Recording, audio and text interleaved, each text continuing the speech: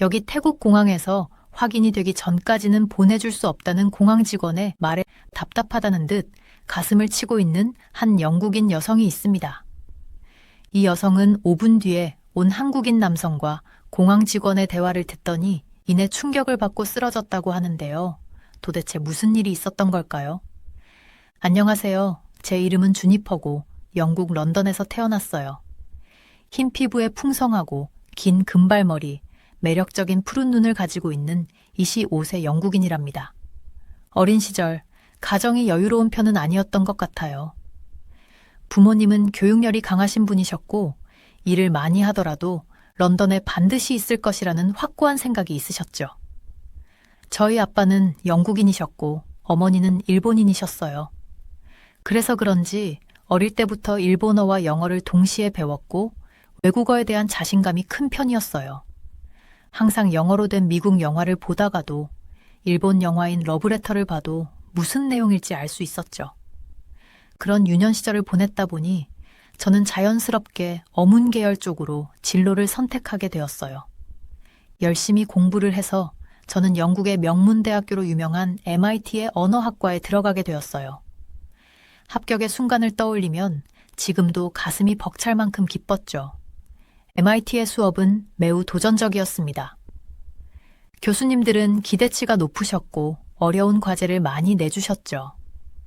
까다롭고 어렵기로 유명한 불어 시험을 치던 때였어요. 결과가 발표됐는데 놀랍게도 1등은 한국에서 온 윤주였고 2등이 엘레나였어요. 엘레나는 매번 1등을 하던 친구였고 윤주는 한국에서 막 교환학생을 온 뉴페이스였죠. 예상치 못한 결과에 엘레나는 윤주에게 소리치며 컨닝을 한 것이 아니냐고 억지를 부리기 시작했어요. 언성이 점점 높아지자 교수님은 두 사람이 싸우는 이유를 들으셨어요. 그리고 계속 컨닝을 한 걸 것이라는 엘레나를 진정시키며 어려운 불어 문제를 하나 만들어 둘에게 풀어보라고 하셨죠. 윤주는 망설임 없이 문제를 풀기 시작하더니 3분도 되지 않아서 막힘없이 답을 적어내려 가더라고요. 엘레나는 질 수 없어 문제를 풀려고 했지만 시작조차 하지 못했어요. 윤주의 답을 본 교수님은 놀라지 않을 수 없었어요. 프랑스 원어민 수준이어도 힘든 경제학 용어들까지 다 알고 있어야 풀 수 있는 문제들이었기 때문이에요. 교수님 입장에서는 이제 막 교환학생을 온 그것도 동양인 학생이 문제를 풀었다는 게 놀라웠죠. 그날 이후 저는 한국인에 대해 똑똑한 이미지라고 생각하게 되는 동시에 질투심이 생기더라고요. 당연했어요. 저는 죽어라 공부해도 엘레나를 이기지 못했는데 윤주는 오자마자 엘레나를 이기고 1등을 해버렸으니까요. 그래서 대단한 친구라고 생각은 했지만 말을 걸지 않았어요. 오히려 범생이라고 하면서 은근히 놀리고 멀리했죠. 그때는 모든 게 힘들었던 것 같아요. 대학을 다니는 내내 경쟁의 연속이었으니까요. 그렇게 어렵게 MIT에서 언어학 학위를 받고 졸업했습니다. 한국으로 치면 서울대 박사과정까지 졸업한 것과 비슷했죠. MIT 과정을 마친 후 저는 일을 시작하고 언어 능력을 발휘할 수 있게 되어 기뻤습니다. 저는 영국의 수도 런던에 있는 여러 다국적 기업에 입사 지원서를 냈습니다. 놀랍게도 저는 영국에서 개최되는 주요 국제 인사들의 통역을 담당하는 인력으로 취업하게 되었죠. 제가 맡은 업무는 비즈니스 미팅과 회의에서 중국어, 일본어, 영어를 통역하는 일이었습니다. 저는 그 일을 정말 좋아했어요. 매일 새로운 도전과 사람들의 의사소통을 도울 수 있는 기회가 주어졌죠. 전 세계에서 온 흥미로운 고객들을 많이 만났어요. 더 많은 경험을 쌓고 일을 더 잘하게 되면서 제 안에는 자부심이 부풀어 올랐어요. 이 자리까지 오기까지 정말 열심히 일했으니까요. 최고의 학교를 졸업하고 좋은 직장에 취직하고 세상의 정점에 서 있다고 느꼈고 그 무엇도 저를 방해할 수 없다고 생각했습니다. 하지만 몇 년이 지나고 연차가 쌓이자 미국에서 유학을 하고 오거나 5개 국어를 할 수 있는 고스펙의 친구들이 등장하기 시작했어요. 그들은 부모의 좋은 배경을 등에 업고 유학과 어학연수를 통해 자신의 가치를 높여갔죠. 더 이상 좋은 학위만이 방법은 아니었던 것이었어요. 항상 제가 통역을 맡던 클라이언트가 있었어요. 정기적으로 영국의 국제회의에 참석하는 일본 고위 정치 인사였죠. 그런데 3년 동안 제가 맡아온 클라이언트인데 갑자기 신입에게 맡겨지더라고요. 알고 보니 신입인 친구가 있는 집자식이었고 실력보다 여러 가지 어학연수, 유학 등 그 친구가 돈을 들여 쌓아온 스펙만 보고 하루아침에 저에서 그 친구를 바꿔버린 것이었죠. 이런 식으로 유학파들에게 밀리기 시작했고 저는 그들에게 상대를 하기 위해서는 일에 미친 듯이 몰두할 수밖에 없었어요. 물론 클라이언트의 일정을 맞춰 밤낮이 바뀌기도 하고 건강이 점점 안 좋아졌어요. 당연하게도 번아웃이 와버렸어요. 많은 고민 끝에 직장을 그만두고 해외여행을 떠나기로 과감하게 결정했습니다. 당분간 저를 지탱해 줄 수 있는 저축이 조금 있었어요. 다른 나라를 방문하고 다양한 삶의 방식에 대해 배우면 저에게 흥미진진한 새로운 길을 발견할 수 있을 거라고 생각했죠. 가족과 친구들은 제가 이 계획을 말했을 때 깜짝 놀랐어요. 안정적인 직장을 그만두고 미지의 세계로 떠난다는 것이 큰 모험이라고 생각했기 때문이죠. 하지만 저는 이것이 옳은 일이라는 것을 직감적으로 알고 있었습니다. 두려움 때문에 제 꿈을 좇는 걸 멈출 수는 없었어요. 그래서 저는 태국 방콕행 비행기표를 샀습니다. 태국을 선택한 이유는 태국을 활기차고 다문화적인 곳이라고 설명한 MIT의 한 교수님이 기억에 남았기 때문입니다.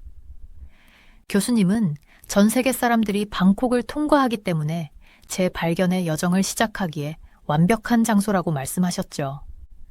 비행기가 방콕의 거대한 국제공항에 착륙했습니다. 분주한 터미널에 들어서자 낯선 광경과 소리, 냄새가 한꺼번에 저를 덮쳤습니다. 태국어와 영어로 된 표지판이 사방을 가리키고 있었습니다. 세계 각지에서 온 사람들이 수십 가지 언어를 구사하며 서둘러 지나갔습니다. 스릴 넘치고 압도적이었어요. 입국 심사대에 다다르자 저도 모르게 긴장감이 느껴졌습니다. 모든 서류를 준비했음에도 불구하고 추가 질문을 받는 여행객들의 이야기를 들었기 때문입니다. 영국에서 혼자 여행하는 젊은 여성으로서 저는 의심스러운 사람으로 보일까봐 걱정했습니다. 출입국 심사관은 강렬한 눈빛으로 제 여권을 살폈습니다. 그는 태국에서의 계획에 대해 몇 가지 질문을 던졌고 짧고 정중하게 대답한 제 대답이 만족스럽지 않은 듯 보였습니다. 제 심장이 더 빨리 뛰기 시작했습니다. 갑자기 경찰관이 저에게 비키라고 말했습니다. 그는 다른 외국인 승객들과 함께 저를 별도의 방으로 안내했습니다. 우리 모두는 무슨 일이 벌어지고 있는지 확신하지 못한 채 불안한 눈빛을 주고받았습니다. 근엄한 표정의 공항 직원이 외국인 여행객들의 마약 밀매가 증가하고 있다고 알려주었습니다. 비자가 재확인되고 승인될 때까지 기다려야 한다고 했어요. 저는 두려움에 속이 울렁거렸습니다. 선진국 중 하나인 영국 여권을 가지고 있는데도 이런 의심을 받는다니요.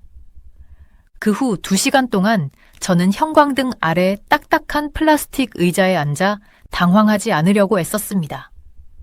신나는 모험이 어떻게 이렇게 빨리 잘못될 수 있을까요? 저를 영국으로 돌려보내는 건가요? 그 생각에 울고 싶었습니다. 저는 번아웃을 어떻게라도 이겨내고 싶었고 그 첫걸음에 이렇게 방해받는다는 게 싫었거든요. 시계만 보며 시간이 흘러가는 것을 지켜보던 중 흥미로운 것을 발견했습니다. 저와 의자 몇 개 떨어진 곳에 앉아있던 한 남자가 책상으로 불려 올라왔어요. 공항 직원은 그의 여권을 한번 살펴본 후 미소를 지으며 손을 흔들었습니다. 자세히 살펴보니 그의 여권은 한국 여권이었습니다. 제게 한국은 똑똑한 사람들이 있는 나라였지만 이상하게 거북한 기분이 들었어요. 이상하네. 저는 생각했습니다. 한국은 제가 잘 모르는 작은 나라였거든요. 왜 다른 사람들에게는 그렇게 심하게 질문하면서 그 사람은 그냥 통과시킨 걸까요? 순간 저는 대학 시절 윤주에게 우수한 학생이라고 잘해주던 교수님이 생각났습니다. 정말 나는 저렇게 하지 못한다는 자괴감과 질투심에 사로잡혔었죠. 공항 직원에게 물어보니 국가가 얼마나 신뢰할 수 있는 국가인지에 따라 여행객을 처리한다고 하더군요. 치안이 좋고 범죄가 적은 국가일수록 더 빨리 승인을 받는다고 합니다. 그녀의 대답은 이 남자의 고국에 대해 더욱 궁금하게 만들었습니다. 마침내 영원할 것만 같았던 공항 직원이 제 영국 여권을 돌려주었습니다. 저는 공식적으로 태국에 자유롭게 입국할 수 있었습니다. 안도의 한숨을 내쉬며 저는 여행 가방을 챙겨서 붐비는 길로 나섰습니다. 방콕의 거리는 다채로운 광경과 소리에 혼돈이었습니다. 툭툭 택시 카트가 반짝이는 고층 빌딩과 고대 사원 사이를 오갔어요. 태국인, 관광객, 외국인들로 인파가 인도를 가득 메웠습니다. 지글거리는 곡이 꼬치구이가 습한 공기에 향기를 더했습니다. 언어 애호가인 저는 태국어, 영어, 중국어, 그리고 제가 알아들을 수 없는 여러 언어가 섞인 음악에 귀가 쫑긋해졌습니다. 제 방대한 지식에도 불구하고 저는 태국어를 한마디도 알아듣지 못했습니다. 제 실력이 너무 부족하다는 생각을 했죠. 잠시 동안 저는 북적이는 거리를 돌아다니며 그 분위기에 흠뻑 취했습니다. 영국의 탁 트인 공간에서 평생을 살아온 저는 방콕의 밀도와 에너지에 머리가 핑 돌았습니다.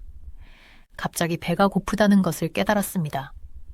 비행기 기내식 이후로 아무것도 먹지 않았다는 것을 상기시키며 배가 큰 소리로 꼬르륵거렸습니다. 저는 처음 눈에 들어온 매력적인 레스토랑에 들어갔습니다. 향긋한 태국 카레를 전문으로 하는 작은 구석진 곳이었어요. 카페는 낡은 나무 테이블과 화려한 색상의 벽걸이로 아늑했습니다. 가정적인 분위기에서 즉시 편안함을 느꼈어요.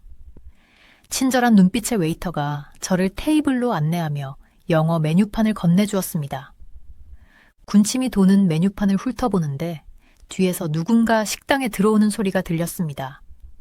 발소리가 제 테이블로 다가왔습니다. 저는 메뉴판을 올려다보다가 깜짝 놀라 얼어붙었습니다. 그 사람이었습니다. 공항에서 봤던 그 한국인 남자였어요. 제가 몇 시간 동안 기다리는 동안 입국 심사대를 통과했던 그 사람이었죠. 가까이서 보니 따뜻한 눈빛과 여유로운 미소가 더욱 인상적이었습니다. 안녕하세요. 그가 한국어에서 영어로 말을 바꾸며 말했습니다. 아까 공항에서 뵀던 분 기억나요? 힘든 하루였죠? 같이 앉아도 될까요? 처음에 저는 괜히 불편했어요. 질투심이 많았던 그 시절이 떠올랐고 괜히 한국인을 보면 윤주가 생각나 기분이 좋지 않았거든요. 퉁명스러운 저의 말투에도 한국인 남자는 아랑곳하지 않고 다정하게 제게 말을 걸었어요. 이상하게 말을 하면 할수록 그 남자가 끌렸죠. 이야기를 나누기 시작하자 처음의 충격은 이내 기분 좋은 호감으로 바뀌었습니다. 그는 자신을 서울에서 태국을 자주 방문하는 사진작가 우진이라고 소개했습니다. 우진 씨는 편안한 온기와 유머로 저를 편안하게 만드는 재주가 있었어요. 처음 만난 지 얼마 되지 않았음에도 불구하고 그와 대화하는 것이 자연스러웠습니다. 즉각적인 유대감을 느꼈습니다. 김이 모락모락 나는 그린 커리 한 그릇을 먹으며 우리는 공항에서의 고난과 방콕에 온 이유에 대해 이야기를 나눴습니다. 우진 씨는 활기찬 거리의 삶과 푸르른 풍경을 찍는 것을 좋아한다고 말했습니다. 그는 저에게 색감과 에너지가 살아있는 멋진 사진 몇 장을 보여줬어요. 저는 이번이 제 첫 해외 여행이라고 인정했습니다. 저 자신과 세상에 대해 더 많은 것을 배우고 싶다고 말했죠. 우진 씨는 미소를 머금고 눈을 동그랗게 뜨며 제 이야기를 진지하게 경청했습니다. 그는 수년간의 여행에서 얻은 재미있는 이야기와 유용한 팁을 공유하기 시작했습니다. 그는 자신이 좋아하는 방콕의 카페, 시장, 잘 알려지지 않은 사원에 대해 생동감 있는 몸짓으로 설명했습니다. 마법처럼 느껴지는 장소들, 그의 얼굴은 진정한 열정으로 빛났습니다. 우진 씨가 제 이야기에 많은 관심을 보인 것도 도움이 되었습니다. 그는 영국에서의 성장, MIT에서의 공부, 통역사로 일하는 것에 대해 통찰력 있는 질문을 던졌습니다. 저는 제 비밀스러운 고민과 꿈에 대해서도 털어놓게 되었어요. 평소에는 개인적인 생각을 나누는 것이 부끄러웠습니다. 그런데 우진 씨와는 그냥 말이 흘러나왔어요. 아마 동지 같은 느낌이었기 때문일 거예요. 예측 가능한 삶을 넘어서는 모험의 설렘과 도전을 이해해주는 사람. 방콕의 해가 지기 시작하자 우진 씨와 몇 시간 동안 이야기를 나눴다는 사실을 깨달았습니다. 우리 주변에 있던 작은 카페가 텅 비어 있었습니다. 시간이 이렇게 많이 흘렀다는 게 믿기지 않았습니다. 하지만 우리의 마법 같은 만남이 끝나고 싶지 않았어요. 우진 씨도 제가 작별 인사를 꺼리는 걸 느꼈나 봐요. 그는 제안을 하면서 눈을 반짝였습니다. 우리가 만난 지 얼마 되지 않았으니 좀 미친 짓이라는 거 알아요. 그가 말을 시작했습니다. 하지만 주니퍼, 당신과 이야기를 나누면서 정말 즐거운 시간을 보내고 있어요. 내일 같이 방콕을 둘러보는 건 어떨까요? 모험을 즐기고 싶다면 제가 좋아하는 장소 몇 군데를 보여드릴게요. 제 얼굴에 아찔한 미소가 퍼지는 것을 멈출 수 없었습니다. 우진 씨와 함께 새로운 도시를 탐험하는 것은 꿈만 같은 일이었습니다. 잘 아는 사이가 아니라고 조심스러운 목소리가 머릿속에서 속삭였지만 그 생각에 가슴이 뛰었습니다. 그럼 좋겠어요. 제가 수줍게 말했습니다. 친절한 제안 감사합니다.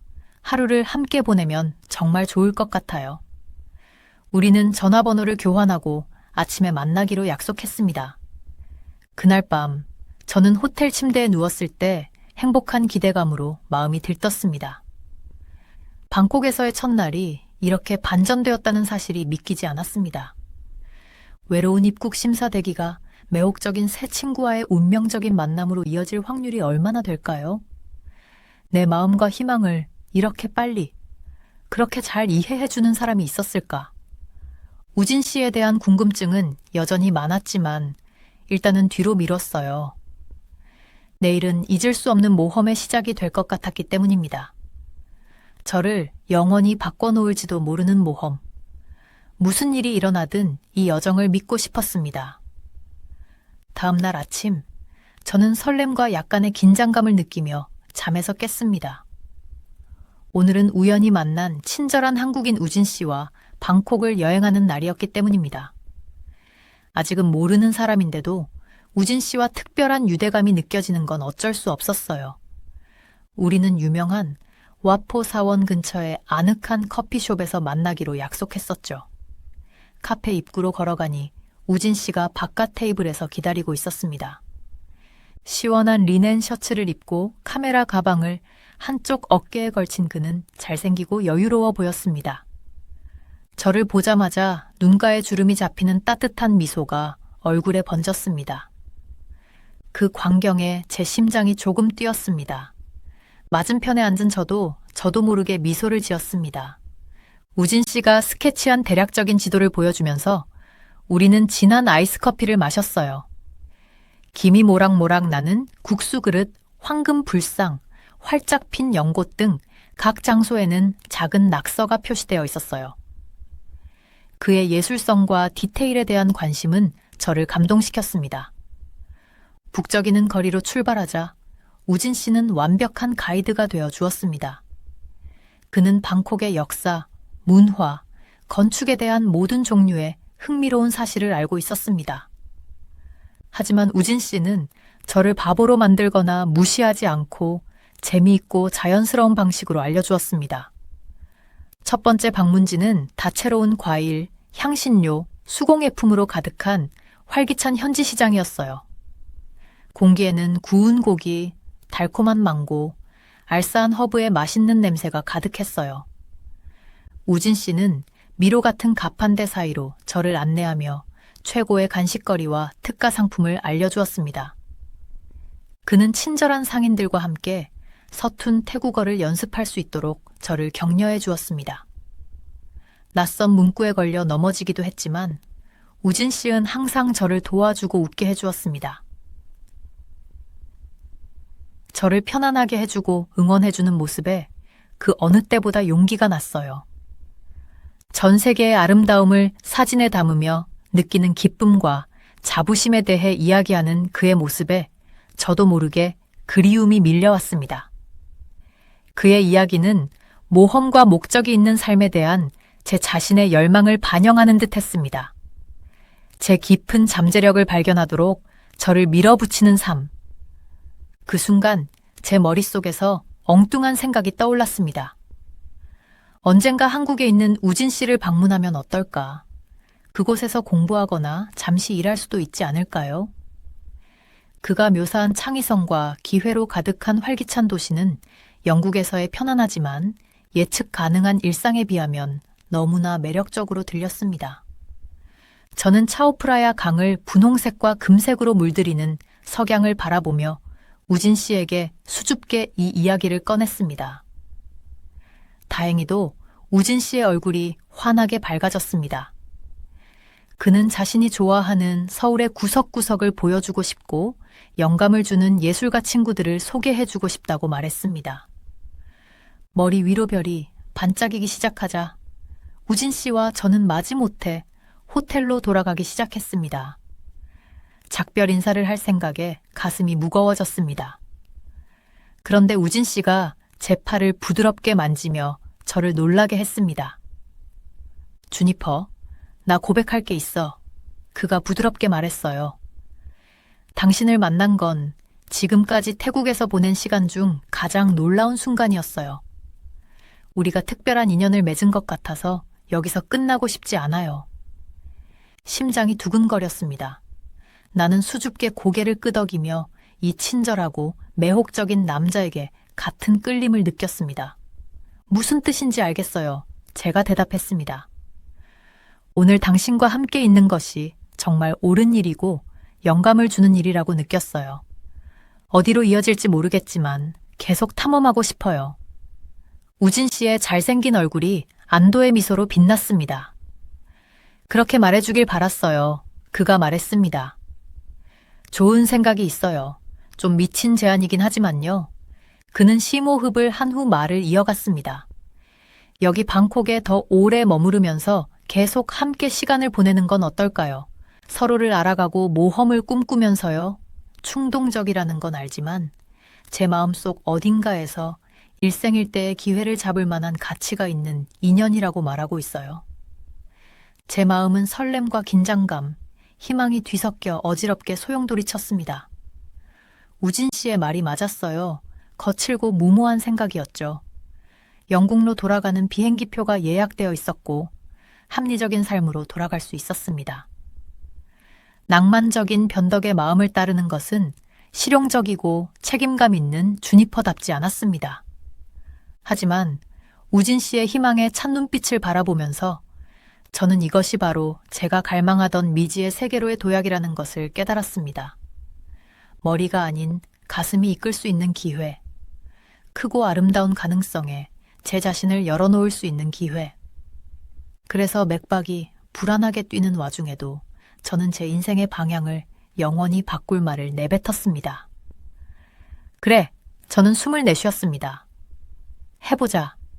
함께 용기를 내서 이 마법이 우리를 어디로 데려가는지 보자고요. 방콕에서의 몇 주가 눈 깜짝할 사이에 지나갔습니다. 충동적으로 내린 결정대로 저는 우진 씨와 더 많은 시간을 보내기 위해 태국 체류 기간을 연장했습니다. 매일 새로운 모험과 깊은 대화, 그리고 제 마음을 설레게 하는 유대감이 커졌습니다. 우진 씨는 저를 숨막히게 하는 도시의 숨겨진 구석구석을 보여줬어요. 난초와 나비가 가득한 평화로운 정원, 태양 아래 반짝이는 황금빛 사리탑, 지글거리는 길거리 음식과 웃음소리로 가득한 번화한 야시장. 그의 예술적 시선에서는 일상의 순간도 특별하게 아름답게 느껴졌습니다. 우진 씨가 창의적인 친구들과 그들이 자신의 재능을 활용해 흥미롭고 의미 있는 커리어를 쌓는 방법에 대해 이야기하는 것을 들으면서 저는 왠지 모를 그리움을 느꼈습니다. 서울처럼 빠르게 변화하는 도시에서 다양한 사람들과 아이디어에 둘러싸여 제 꿈을 뛰어넘어 성장하는 제 모습을 상상하기 시작했습니다. 저의 언어 능력과 열린 마음으로 성장할 수 있는 곳 말입니다. 예전에는 상상할 수 없을 것 같았던 아이디어가 조금씩 제 마음속에 뿌리를 내리기 시작했습니다. 공부나 일을 위해 일시적으로라도 한국으로 이주하는 것. 완전히 새로운 세상과 제 자신의 모습을 발견했습니다. 물론 저를 그 어느 때보다 용감하고 살아있다고 느끼게 해준 우진 씨와 더 가까워진 것도 큰 힘이 되었습니다. 주니퍼, 그가 제 손을 따뜻하게 잡으며 말했습니다. 내 고국을 보여주고 그곳에서 네가 빛날 수 있는 모든 방법을 보여주는 것보다 더 행복할 수 있는 일은 없을 거야. 나는 네가 새로운 환경에서 성장하고 놀라운 일을 할 수 있는 많은 잠재력을 가지고 있다고 믿어. 그래서 햇살이 내리쬐는 방콕의 공원 한가운데서 저는 그 어느 때보다 제 마음을 믿기로 결심했습니다. 우진 씨와 저는 학생 비자를 신청하고 서울에서 어학연수를 다녀올 계획을 세우기 시작했습니다.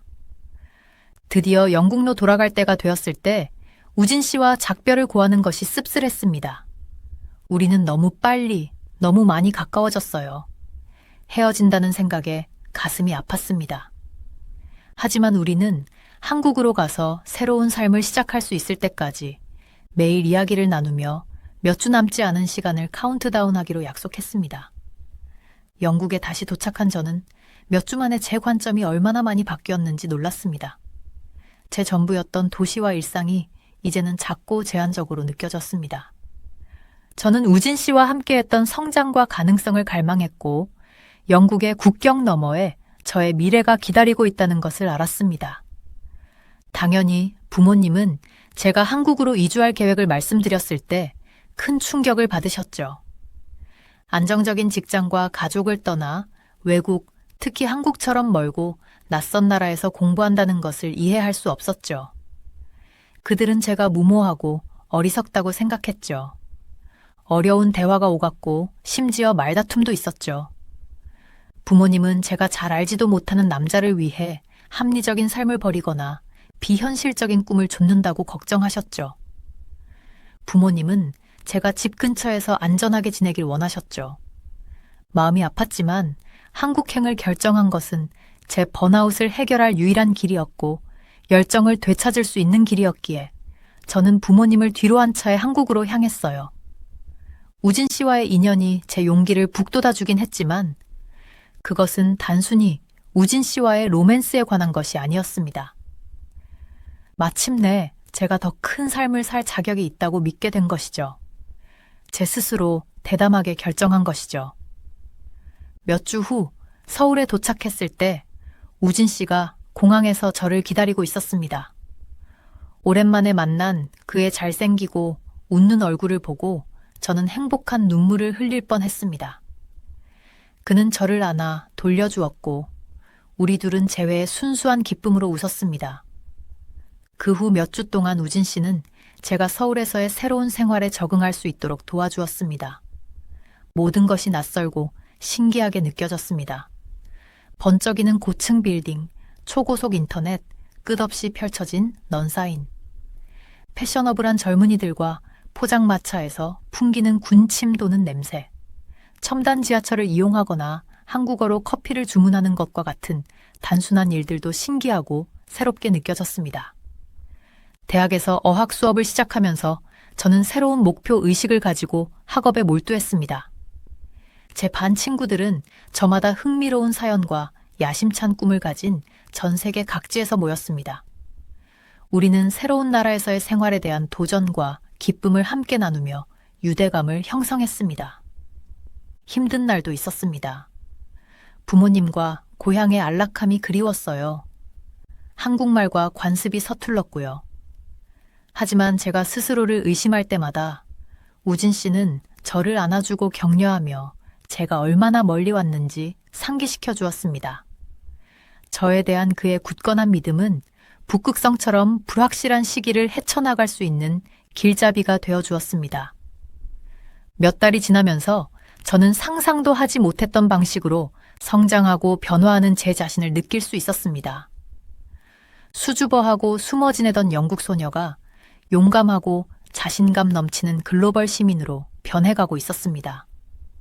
예술, 기술, 세계 정세에 대한 대화에서 당당하게 자신의 의견을 말할 수 있는 사람으로 말이죠. 문화적 오해를 웃어넘기고 다양한 관점의 아름다움을 받아들일 수 있는 사람. 우진 씨와 저는 더욱 깊은 사랑에 빠져들었습니다. 첫 만남의 푸푸시한 불꽃은 점점 더 견고하고 빛나는 불꽃으로 성숙해져 갔습니다. 우리는 언젠가 결혼까지 함께할 미래에 대해 이야기하기 시작했습니다. 그가 겨울 휴가로 열대 섬광으로 깜짝 여행을 떠났을 때 저는 그가 평생을 함께하고 싶은 남자라는 것을 알았습니다. 반짝이는 바다로 지는 해를 바라보며 해변을 따라 손을 잡고 걷던 우진 씨가 한쪽 무릎을 꿇고 제게 아내가 되어달라고 청혼했습니다. 저는 행복한 눈물을 흘리며 예 라고 외치고 그의 품에 안겼습니다. 비록 제가 태어난 땅에서 멀리 떨어져 있었지만 그 순간만큼 집처럼 편안했던 적은 없었습니다. 몇 달 후 섬에서 소박하게 치른 결혼식은 꿈만 같았어요. 부모님도 영국에서 비행기를 타고 오셨고 그동안 반대하셨던 마음은 제가 해외에서 빛나는 사랑을 하고 의미 있는 삶을 꾸려가는 모습을 보는 기쁨에 녹아내렸습니다.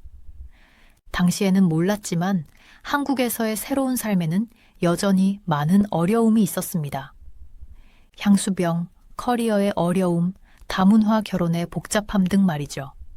하지만 우진 씨와 믿음의 도약이 제게 길을 보여주기 전까지는 제 자신도 몰랐던 회복 탄력성과 개방성을 가지고 이 모든 것을 마주할 수 있었습니다. 충동적으로 떠난 방콕 여행은 제 인생에서 가장 위대한 모험의 첫 장이 되었습니다. 사랑과 용기를 통해 자신이 항상 꿈꿔왔던 사람으로 변모한 한 작은 마을 소녀의 아름답고 현재 진행형인 이야기. 아직 상상할 수 없는 마법의 장소로 저를 이끄는 이야기가 여전히 펼쳐지고 있다는 것을 알고 있었습니다. 우진 씨와 신혼여행을 떠날 때 저는 그 사실을 알았기에 평화와 기대감으로 가득 찼습니다. 남들이 가지 않은 길을 선택하고 그 과정에서 진정한 내 집을 찾는다는 것이 주는 안정감 말이죠. 안녕하세요. 저는 하나 기무라라고 해요. 저는 도쿄 중심부의 작고 비좁은 아파트에서 태어나 자랐어요. 어린 시절 우리 가족은 넉넉지 않았죠. 아버지는 공장에서 하루 종일 일하셨고 어머니는 생계를 위해 자비를 하셨어요. 식탁에 음식을 올리기 위해 끊임없이 애쓰셨지만 우리 부모님은 항상 자녀들에게 머리를 둘 지붕과 밤에 잠들 따뜻한 곳을 제공하셨어요. 저는 어린 나이부터 요리하는 세계에 매료되었죠. 어머니와 함께 부엌에서 시간을 보내며 그녀가 아주 소박한 재료로도 맛있고 정성 가득한 식사를 만드는 모습을 지켜보았어요. 어머니는 손에 있는 것으로 마술을 부리듯 요리하셨는데 어머니에게서 배울 수 있는 모든 것을 배우고 싶다는 걸 깨달았어요. 나이가 들면서 요리에 대한 저의 열정은 더욱 강렬해졌어요. 도서관에서 요리책을 뒤적이며 여가 시간에는 다양한 레시피와 기술들을 실험했죠. 어머니의 요리가 내게 준 것처럼 언젠가 제 자신만의 식당을 열어 사람들의 삶에 기쁨과 위안을 주는 요리를 만들겠다고 꿈꿨어요. 하지만 제 꿈으로 가는 길은 녹록치 않았어요. 우리 가족의 재정 상황 때문에 저는 어린 나이에 동생들을 돕기 위해 일찍 일을 시작해야 했죠. 근처 편의점에서 장시간 일하며 언젠가 요리 학교에 다닐 수 있기를 바라며 돈을 모았어요. 장시간 일하고 지치는 와중에도 저는 제 목표를 잃지 않았어요. 편의점에서 일하고 난 뒤 밤마다 집에 와서 요리 실력을 연마했죠. 야채를 썰고 고기를 굽고 맛의 조합을 실험하며 정말 특별한 무언가를 만들어낼 때까지 부엌에서 시간을 보냈답니다. 세월이 흘러 저는 계속 열심히 일하며 돈을 모았어요. 추가로 일자리를 구해 지역 식당에서 설거지 일과 주방 보조 일을 하며 배울 수 있는 모든 지식과 경험을 흡수했죠. 앞으로의 길이 길고 도전적일 것임을 알았지만 무슨 일이 있어도 제 꿈을 이루기로 결심했어요. 마침내 10년 가까이 열심히 일하고 희생한 끝에 저는 다음 단계로 나아갈 만큼의 돈을 모았어요.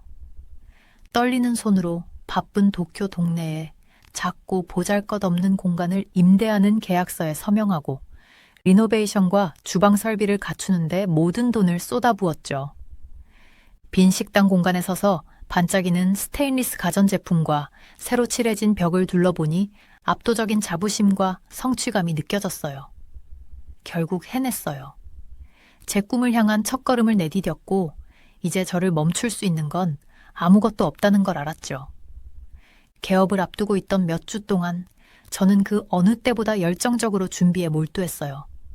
주방에서 셀 수 없이 많은 시간을 보내며 레시피를 완벽하게 하고 기술을 다듬어 갔죠.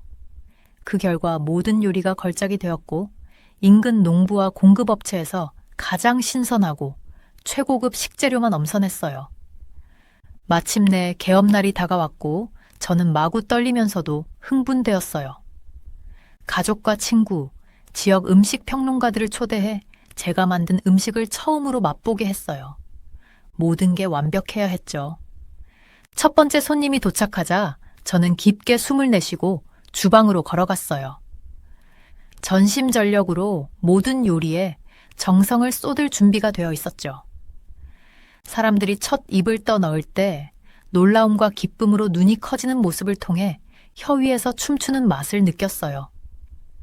다음 몇 주 동안 제 식당의 명성이 퍼져나가기 시작했어요.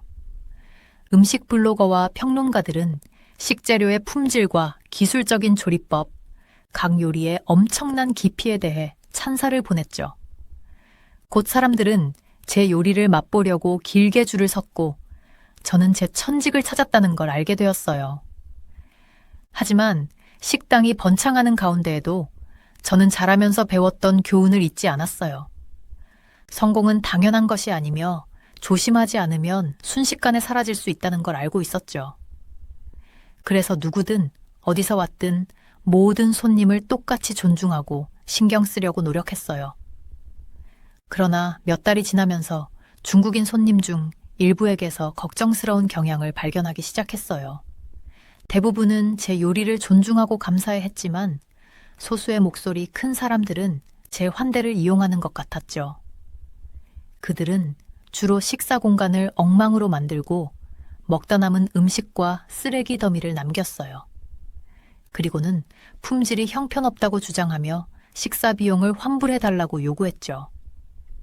처음에는 문화적 차이로 여기며 넘어가려 했어요. 식사 예절이 나라마다 다르다는 걸 알고 있었고 아무런 추측이나 판단을 하고 싶지 않았거든요. 하지만 그런 일이 계속 쌓이면서 좌절감과 무력감이 들기 시작했죠. 식당에 추가 보안 카메라를 설치해 범인들의 행동을 잡아내려 했어요. 영상에 찍힌 내용에 충격을 받고 슬펐죠. 중국인 관광객 무리가 식당에 몰려와 엄청난 양의 음식을 주문한 후 거의 손도 안 댄 채 돈을 돌려달라고 요구하더라고요. 심지어 몇몇은 아무도 보지 않는다고 생각하면 여분의 수저와 양념을 슬쩍 가져갔어요. 뭘 해야 할지 몰랐어요. 한편으로는 특정 집단의 손님을 차별하고 싶지 않았죠. 저는 배경이나 국적에 상관없이 모든 사람이 친절과 존중으로 대우받을 자격이 있다고 믿었어요. 하지만 다른 한편으로는 소수의 나쁜 행동을 하는 사람들이 계속해서 제 관대함과 노력을 이용하도록 내버려 둘 수도 없었죠. 해결책을 찾으려 애쓰면서 절망감과 좌절감이 스며들기 시작했어요. 식당을 처음부터 만들어내기 위해 피와 땀과 눈물의 모든 것을 쏟아부었는데 몇몇 부도덕한 손님 때문에 그동안 이뤄낸 모든 것을 잃는다는 생각이 견디기 힘들 정도였죠. 하지만 예상치 못한 곳에서 도움의 손길이 다가올 줄은 몰랐어요. 우연히 만난 유나라는 한국인 학생과의 만남이 제 삶과 사업의 향방을 바꿔놓을 것이며 문화적 이해와 연민, 그리고 두 번째 기회의 힘에 대한 소중한 교훈을 가르쳐 줄 거였죠. 제가 레스토랑 한복판에 서서 주위에서 펼쳐지는 아수라장을 바라보고 있었어요. 한때 깨끗했던 식사 공간은 이제 뒤집어진 의자, 깨진 접시, 반쯤 먹다 만 음식 더미로 어질러져 있더라고요. 그 한가운데에는 2명의 중국인 남자가 서 있었는데 얼굴은 분노로 일그러져 있었고 큰 소리로 외치며 격렬하게 손짓하고 있었어요. 전에 이 남자들을 본 적이 있었어요. 그들은 항상 예의 바르고 얌전했던 단골 손님이었죠. 하지만 지금은 음식이 형편없고 과잉 청구되었다고 주장하며 식사 비용을 환불해달라고 요구하고 있었어요. 저는 이 2가지 모두 사실이 아니라는 걸 알고 있었지만 그들과 다투는 것은 상황을 더 악화시킬 뿐이라는 것도 알고 있었죠.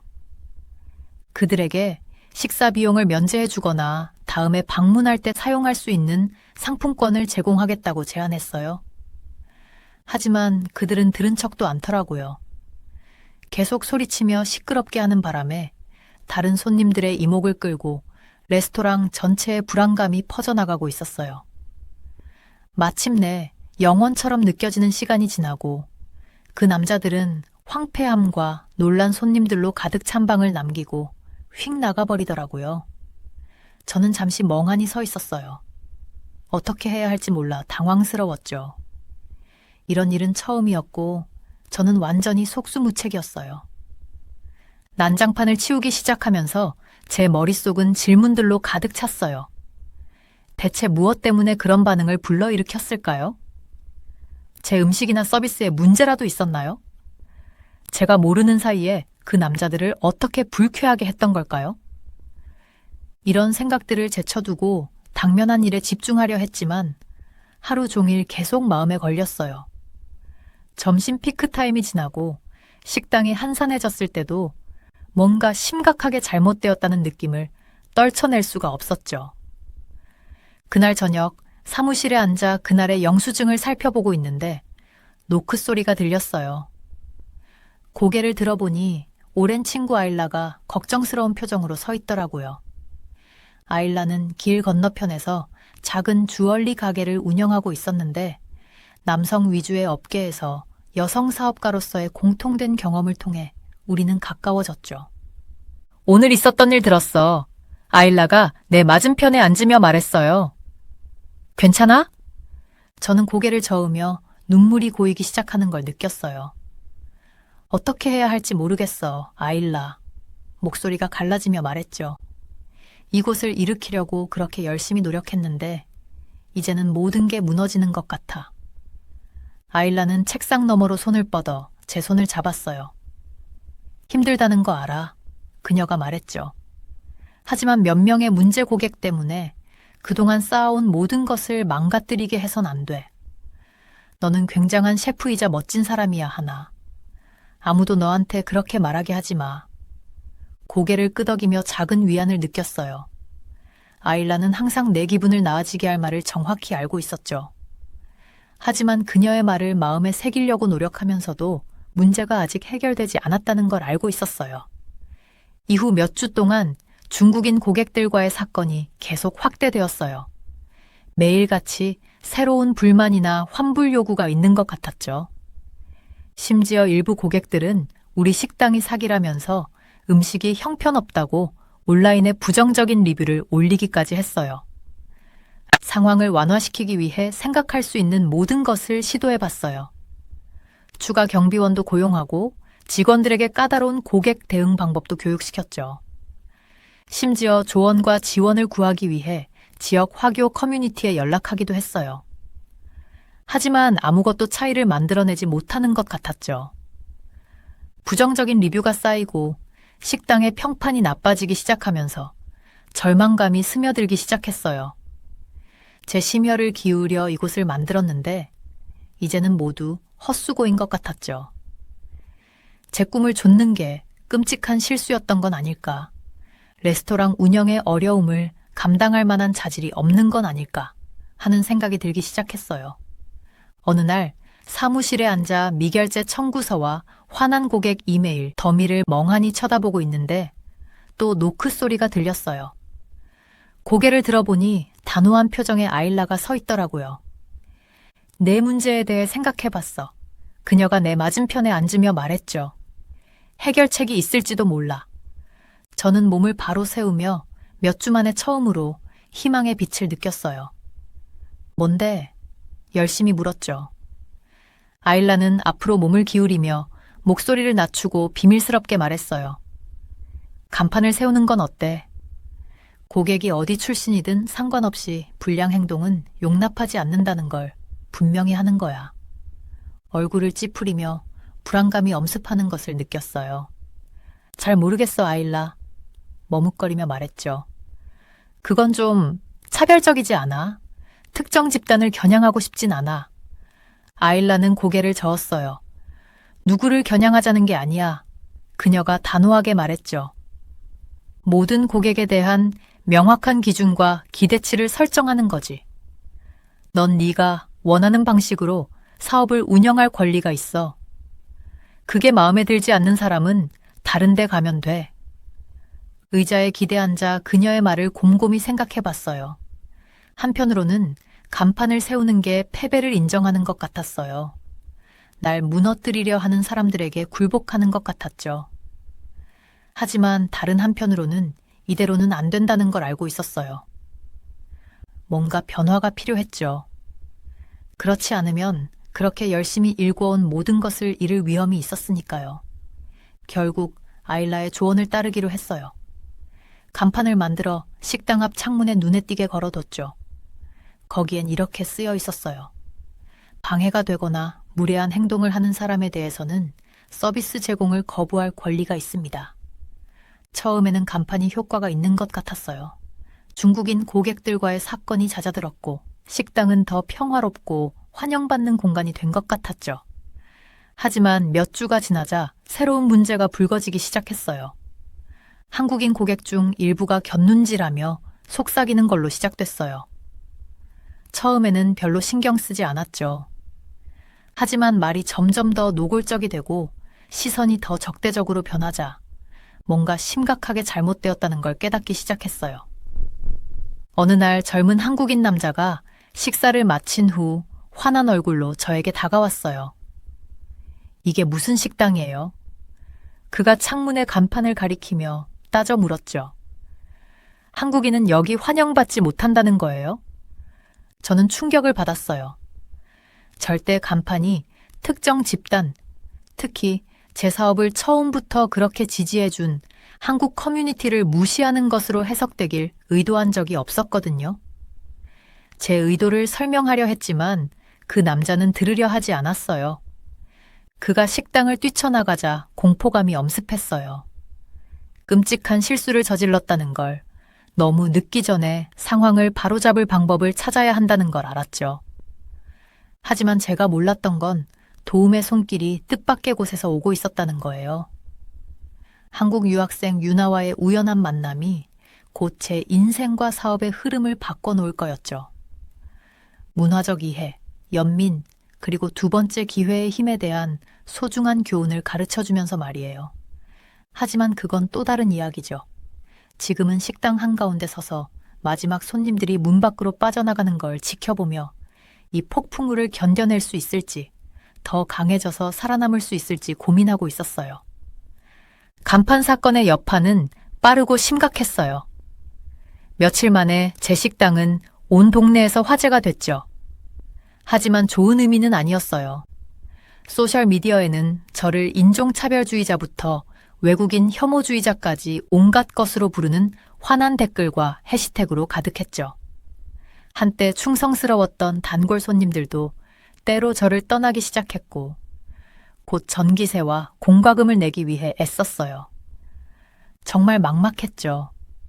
저는 결코 누구도 특히 제 사업을 처음부터 많이 지지해 주셨던 한국 커뮤니티를 모욕하려고 한 적이 없어요. 그런데 이제는 제가 그렇게 열심히 일구어온 모든 것이 무너지는 것 같았고 어떻게 해결해야 할지 몰랐어요. 어느 날 저녁 빈 식당에 앉아 미지급 청구서와 화난 이메일 더미를 멍하니 바라보고 있는데 누군가 문을 두드리는 소리가 들렸어요. 고개를 들어보니 아일라가 걱정스러운 표정으로 서 있더라고요. 무슨 일 있었다고 들었어. 아일라가 제 맞은편에 앉으며 말했어요. 정말 유감이야 하나. 내 조언이 너한테 이런 큰 문제를 일으킬 줄은 몰랐어. 저는 고개를 저으며 눈물이 고이기 시작하는 걸 느꼈죠. 아일라 잘못이 아니에요. 제가 말했어요. 간판을 걸기로 결정한 건 저예요. 제가 더 신중했어야 했죠. 아일라는 테이블 너머로 손을 뻗어 제 손을 잡았어요. 내 탓으로 돌리면 안 돼. 그녀가 단호하게 말했죠. 넌 그냥 사업을 지키려고 했을 뿐이야. 하지만 이제 우리는 상황을 바로잡을 방법을 찾는데 집중해야 해. 저는 가슴속에서 작은 희망이 깜빡이기 시작하는 걸 느끼며 고개를 끄덕였어요. 하지만 어떡해요? 제가 물었죠. 할 수 있는 건 다 해봤는데 아무것도 효과가 없는 것 같아요. 아일라는 잠시 생각에 잠기더니 의자에 똑바로 앉았어요. 한국인 직원을 고용하는 건 어때? 그녀가 말했죠. 문화적 차이를 잘 헤쳐나가고 포용성을 위해 노력하고 있다는 걸 손님들에게 보여줄 수 있는 사람 말이야. 전 미간을 찡그리며 그녀의 말을 곰곰이 생각했어요. 한편으로는 특정 민족성 때문에 누군가를 고용하는 건 마치 그들을 이용하는 것처럼 느껴져서 마음에 걸렸죠. 그렇지만 다른 한편으로는 평판과 사업을 구하려면 도움이 필요하다는 걸 알고 있었어요. 결국 저는 아일라의 조언을 받아들이기로 했죠. 구인 공고를 내면서 서비스업 경험이 있는 한국인 지원자를 특별히 찾았어요. 며칠 내로 제 책상 위에는 이력서 뭉치가 쌓였는데 하나같이 인상적이었죠. 그런데 한 지원자가 눈에 띄었어요. 이름은 유나였고 근처 대학에서 호텔 경영학을 공부하고 있는 한국 여성이었죠. 따뜻한 미소와 친절한 성격을 지녔는데 만나자마자 그녀가 이 일의 적임자라는 걸 알 수 있었어요. 유나는 바로 다음 날부터 일을 시작했고 문으로 들어서는 순간 그녀가 팀의 소중한 자산이 될 거라는 걸 알 수 있었죠. 그녀는 고객 한 분 한 분에게 미소와 인사로 맞이했고 모든 사람이 환영받고 감사함을 느끼도록 최선을 다했어요. 하지만 유나의 기여는 단순히 좋은 고객 서비스에 그치지 않았죠. 그녀는 식당에 그렇게 많은 긴장을 야기했던 복잡한 문화적 차이를 이해하고 헤쳐나가는 데에도 도움을 주었어요. 한국 문화에서 존경과 서열의 중요성에 대해 가르쳐 주었고 한국 고객들과 더 효과적으로 소통하는 법도 보여주었죠. 유나의 지도 아래 저는 식당에 작지만 의미 있는 변화를 주기 시작했어요. 메뉴에 전통 한식을 더 추가하고 고객을 대할 때 적절한 경어를 쓰도록 신경 썼죠. 또한 현지 한국 문화 행사에 참석하고 지역사회 리더들과 관계를 쌓는 데에도 주력했어요. 천천히. 하지만 확실히 상황이 나아지기 시작했죠. 분노에 찬 댓글과 해시태그는 사그라들었고 예전 단골 손님들이 돌아오기 시작했어요. 하지만 그것보다 더 많은 일들이 일어나고 있었죠. 제가 좀 더 포용적이고 따뜻한 분위기를 만들기 위해 노력하고 있다는 소문을 듣고 새로운 유형의 손님, 젊은 한국 유학생과 가족들이 문을 열고 들어오기 시작한 거예요. 어느 날 유나가 한국 손님들과 담소를 나누며 웃는 모습을 보고 있자니 자부심과 감사함이 밀려왔어요. 그녀를 고용하기로 한 결정이 옳았음을 알았고 사업주로서 그리고 한 인간으로서 성장하고 배울 수 있도록 도와준 모든 노력에 감사했죠. 하지만 상황이 나아지고 있는 중에도 해야 할 일이 더 많다는 걸 알고 있었어요. 간판 사건은 말의 힘과 문화적 감수성의 중요성에 대한 소중한 교훈을 남겼죠. 제 행동과 결정이 다른 사람들에게 어떤 영향을 미칠 수 있는지 더 주의 깊게 살펴야겠다는 생각이 들었고 앞으로 더 잘하겠다고 다짐했어요. 주가 달로 바뀌면서 유나와 저는 더 포용적이고 따뜻한 식당을 만들기 위해 계속 함께 노력했어요. 문화 이벤트와 워크숍을 열었고 현지 한국 커뮤니티와 소통하며 관계를 쌓고 이해를 증진하는 데 힘썼죠. 그렇게 천천히, 하지만 확실히 제 식당은 다시 번창하기 시작했어요. 한때 텅 비었던 테이블에는 이제 행복한 손님들로 가득 찼고 화난 댓글과 해시태그는 빛나는 리뷰와 소셜 미디어 게시물로 대체되었죠. 하지만 성공을 축하하면서도 모든 공을 혼자 돌릴 순 없다는 걸 알고 있었어요. 유나는 제 여정에 없어서는 안 될 한 부분이었고, 그녀 덕분에 성장하고 배울 수 있었음에 언제까지나 감사할 거예요. 어느 날 밤, 유나와 제가 식당 문을 닫으려 할 때, 저는 미소를 지으며 그녀에게 말했어요. 당신 없었으면 해낼 수 없었을 거예요. 정말 많은 걸 가르쳐 주셨고, 제가 더 나은 사람, 더 나은 사업가가 될 수 있도록 도와준 모든 노력에 너무 감사해요. 유나도 자랑스러운 눈빛으로 제게 미소 지었죠. 당신의 여정에 동참할 수 있어서 정말 기뻐요. 그녀가 말했어요. 당신은 앞으로도 내가 떠난 후에도 멋진 일을 해낼 거라는 걸 알아요. 유나가 떠날 것이라는 생각에 슬픔이 밀려왔지만 그녀 말이 맞다는 걸 알고 있었어요. 제 여정은 아직 멀었고 배우고 성취해야 할 것이 아직도 너무나 많았죠. 그날 밤 식당 문을 잠그면서 흥분과 기대감이 밀려오는 걸 느꼈어요. 앞으로 더 많은 도전과 장애물이 있을 거라는 걸 알았지만 그 어느 때보다 강하고 현명해졌다는 것도 알고 있었죠. 그리고 유나의 안내와 지지 덕분에 용기와 연민, 열린 마음으로 미래가 준비하고 있는 모든 것을 맞이할 수 있을 거라는 걸 알았어요. 시간이 흘러 제 레스토랑이 잘 되면서 저는 유나한테 배운 교훈들에 대해 더 많이 생각하게 됐어요. 유나의 친절함, 공감 능력, 그리고 문화 간의 갈등을 해소하려는 변함없는 노력이 저에게 깊은 영향을 미쳤고, 저도 제 삶과 일에서 그런 가치관을 이어받고 싶다는 걸 깨달았죠. 어느 날 이메일을 확인하다가 고아와 버려진 아이들을 돕는 지역 비영리 단체에서 온 메시지를 발견했어요. 그들은 다가오는 자선 행사를 후원해 줄 사람을 찾고 있었고, 저는 세부 내용을 읽으면서 마음이 움직였죠. 참여하고 싶었지만 혼자서는 어렵다는 걸 알았어요. 저와 같은 열정을 가지고 세상을 바꾸는데 헌신할 사람이 필요했고, 누구에게 부탁해야 할지 정확히 알고 있었죠. 그날 저녁, 유나와 제가 레스토랑 문을 닫으면서 그 얘기를 꺼냈어요. 오늘 지역 어린이 자선 단체에서 이메일이 왔어. 곧 있을 행사 후원자를 찾고 있더라고. 우리가 어떻게든 참여할 수 있지 않을까 해서 말이야. 유나의 얼굴에 흥분한 기색이 역력했어요. 정말 멋진 생각이에요. 그녀가 소리쳤어요. 사실 저도 그 단체에서 자원봉사를 좀 하고 있었어요.